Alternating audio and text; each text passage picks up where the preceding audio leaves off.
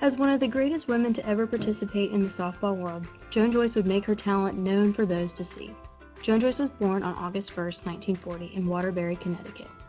At a young age, she began to try out pitching.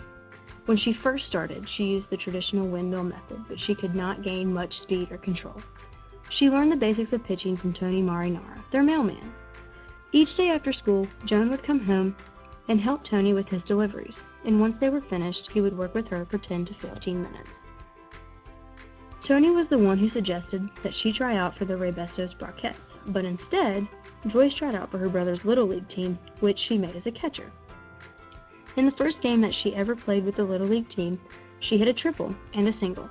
After that game, the coaches decided that girls were no longer allowed to play on the team. With hardly any success with the windmill pitching style, Joan was taught the slingshot pitch by Cannonball Baker, a former male softball player and a member of the Connecticut Hall of Fame. The slingshot pitch is a little different compared to the windmill style. The first difference is that you do not go in a full circle with your arm, but bring it to just behind your back before shooting your arm forward. Secondly, in the windmill pitch, you only open your hips about a fourth of the way before bringing your arm through to the release point. But in the slingshot style, your hips are completely open and facing third base. With the slingshot pitch, Joan was able to throw her rise ball much easier. It allowed her to get under the ball just enough so that she could make it shoot up at the end just as the batter began their swing. She was famous for her screwball, but could also throw a curve, rise, drop, and knuckle. Most impressively, she could throw a fastball at 70 miles per hour.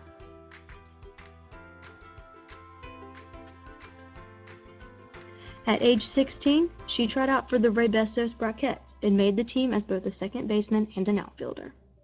In 1957, Joan was chosen as the All-American for the American Softball Association. And at age 18, Joan Joyce pitched her very first no-hitter in the National Fast Pitch Softball Championship.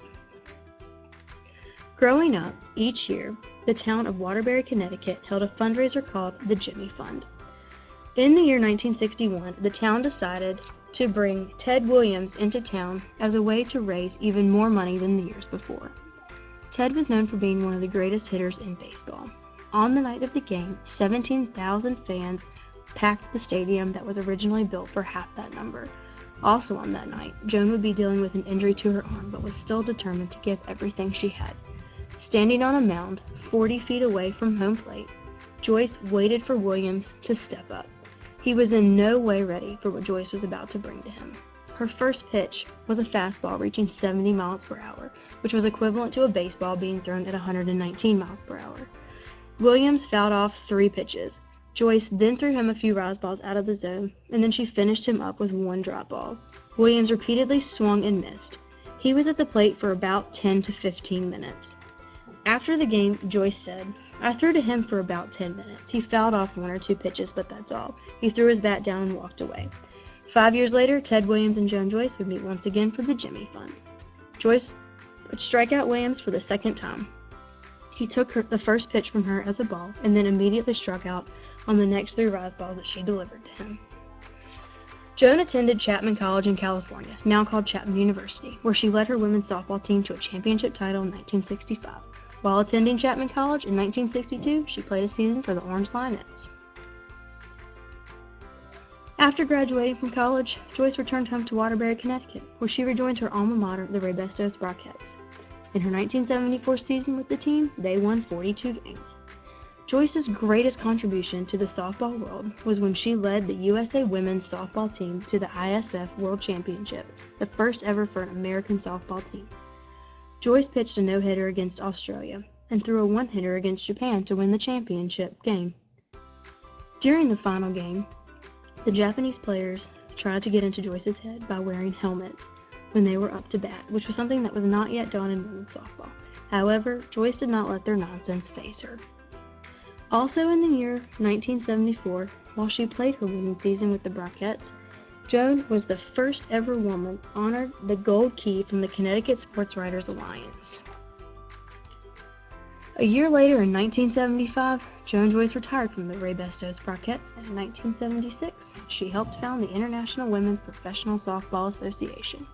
She moved away from her softball life and transitioned into the golf world in 1977. During her golf career, she did not have a decent record, but was considered one of the finest athletes in women's pro golf. In her entire career, she never won a single tournament, nor did she finish higher than 6th place. However, she was able to drive a ball down the course between 230 to 240 yards, which was incredible compared to stats of other women golfers of the time. She never shot higher than the high 80s to low 90s, but later qualified to be a regular participant of the Ladies Professional Golf Association. She spent 19 years total on the LPGA Tour, playing on the U.S. Women's National Basketball Team and playing and coaching volleyball for the Connecticut Clippers. She was inducted into the National Softball Hall of Fame in 1983, and in 1989 she was inducted into the International Softball Hall of Fame. In 1994, Joan Joyce became the first female softball coach in the history of Florida Atlantic University, and 2 years later, in 1996, she became the women's golf coach and senior administrator at FAU. So far during her coaching career at FAU, she has had a total of 8 consecutive conference wins. At 75 years old, she is still the head softball coach at Florida Atlantic University. In the year 1995, she was named Atlantic Sun Conference Coach of the Year. This would be the first of 5 for her.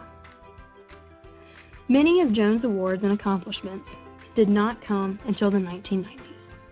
To name a few, in 1997, she was inducted into the Waterbury Hall of Fame, and both the New England Women's Sports Hall of Fame and International Softball Federation Hall of Fame in 1999.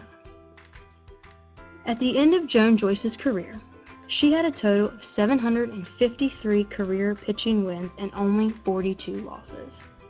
Out of those totals, she had 150 no-hitter, no-run games, 50 complete games, and finished her batting career with a .324 average. To say the least, Joan Joyce was great at what she did.